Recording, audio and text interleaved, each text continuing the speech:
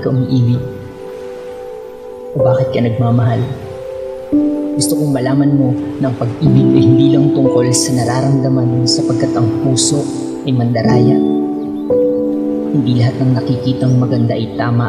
Huwag maging uhaw sa pagmamahal. Hindi ito ang bubuo sa'yo. Bagkus ang siyang wawasak sa mga pangarap mo. Ito ang laso ng titig. Bumabaon ng kasinungalingan sa dibdib. Ito ang patibuong ng kilig. Ang mahulog sa bangin. Pamaos man ang tinig ay walang makaririnig. Silang naghahanap ngunit hindi makatagpo. Silang nananatiling kumakapit sa mga makabundong pangako. Silang gutom at alipin. Silang ang tapat at totoong pag-ibig lang ang mithiin. Silang naligaw sa inakalang tuwid na daan. At silang hanggang ngayon pinaglalaroan. Sana mo unawaan mong ang pag-ibig kahit hindi hanapin ay matatagpuan, kahit hindi habulin ay maaabutan, kahit hindi sumigaw ay pakikinggan, at kahit hindi asamin ay makakamtan.